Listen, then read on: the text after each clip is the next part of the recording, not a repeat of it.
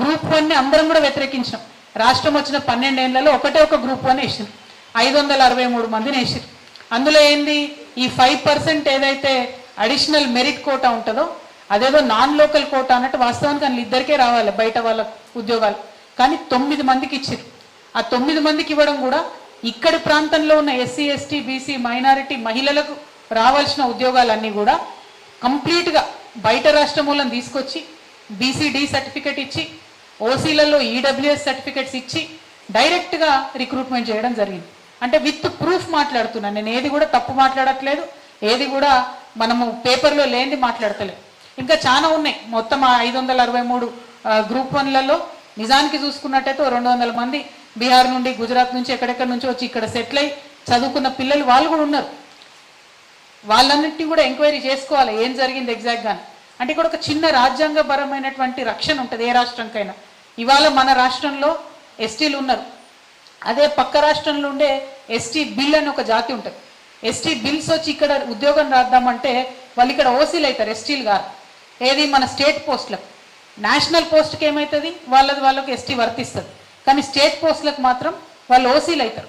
కానీ గ్రూప్ 1లో డైరెక్ట్గా చేసినటువంటి ఇబ్బంది ఏంటంటే అక్కడ ఆంధ్రాలోనూ రాయలసీమలోనూ ఉన్నటువంటి ఓసీ ఈడబ్ల్యూఎస్ని ఇక్కడ తీసుకొచ్చి ఇచ్చిర్రు రిజర్వేషన్.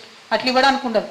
అక్కడ బీసీడీ ఉంటే ఇక్కడ ఓసీ కావాలి, కానీ వాళ్ళకి తీసుకొచ్చి ఇక్కడ బీసీడీలో ఉద్యోగాలు ఇవ్వడం జరిగింది. అంటే ఓవరాల్గా పక్క రాష్ట్రం వాళ్ళు ఇద్దరికి ఇవ్వాల్సింది 7 మందికి ఇచ్చిండ్రు, 9 మందికి అదనంగా ఇచ్చిండ్రు.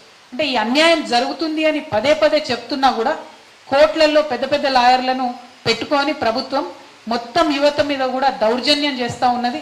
పాపం గ్రూప్ 1 మిత్రులు కొట్లాడినరు, సుప్రీంకోర్టు దాకా పోయినరు, కానీ ప్రభుత్వం కోట్ల రూపాయలు తీసుకొచ్చి ఇచ్చే పెద్ద పెద్ద లాయర్ల ముందు వరుసపెట్టి కనీసం బెంచ్ మీదకి కూడా కేసులు రాకుండా చేస్తున్నటువంటి సందర్భం ఉన్నది. ఇలా 600 సంవత్సరాల చరిత్ర ఎందుకు చెప్పుకుంటున్నామంటే 600 ఏళ్ల నుంచి కూడా దుఃఖం అనుభవిస్తూనే ఉన్నాం. దీనికి ఎక్కడో దగ్గర ఎండింగ్ ఉండాలి, దీనికి చరమ గీతం రావాలి. ఎట్లా వస్తుంది మరి, అది ఏం జరుగుతుంది? 1వ తరగతి నుంచి 7వ తరగతి చదువుకున్న వాళ్ళు కనీసం 4 ఏళ్ళు ఇక్కడ ఉండరానే. అదే అమెరికా అనుకో 6 నెలలకోసారి పోయిరారా గ్రీన్ కార్డు కోసం, సిటిజన్షిప్ కోసం. అంటే ఇక్కడ ఓన్లీ ఇంజనీరింగ్ చేసినటువంటి పిల్లలకు కూడా ఉద్యోగాలు ఇస్తామని చెప్తున్నారు. అది వాస్తవానికి అన్యాయం. ఇప్పుడు మన తెలంగాణ పిల్లలు కూడా ఆంధ్రాలో ఇంజనీరింగ్ చేసిర్రు అనుకోండి, చేస్తే అక్కడ ఉద్యోగం ఏంటి ఇస్తారా? ఇయర్ కదా, నాన్ లోకల్ అంటారు కదా. మరి అక్కడ పిల్లలు ఇక్కడికి వచ్చి చదువుకున్నప్పుడు, వేరే మహారాష్ట్ర పిల్లలు ఇక్కడికి వచ్చి చదువుకున్నప్పుడు, వేరే వాళ్ళు వచ్చి చదువుకున్నప్పుడు ఎందుకు ఇవ్వాలి ఇక్కడ?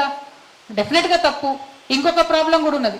సపోజ్ ఇప్పుడు మన పిల్లలు ఎక్కడన్నా మనం ఉద్యోగరీత్యా బయట ఉండి 1 to 7 బయట రాష్ట్రాల్లో చదివితే మన పిల్లలు కూడా ఇక్కడ నాన్ లోకల్ అనే పరిస్థితి వచ్చింది. అంటే తెలంగాణలో పుట్టినోడు కూడా బయట రాష్ట్రంలో 1 నుంచి 7వ తరగతి బయట చదివితే నాన్ లోకల్ ఉన్నప్పుడు, మరి వేరే రాష్ట్రంలో పుట్టినటువంటి వాళ్ళు 1 to 7 బయట చదివిన వాళ్ళు ఇక్కడ లోకల్ ఎట్లయితారని ఖచ్చితంగా ప్రశ్నించాల్సిందే. ఎవరైతే జడ్జి గారు ఈ ఆర్డర్ ఇచ్చిందో వారు ప్రెసిడెన్షియల్ ఆర్డర్స్ ఏవైతే ఉన్నాయో వాటి స్పిరిట్ని అర్థం చేసుకోవాలి.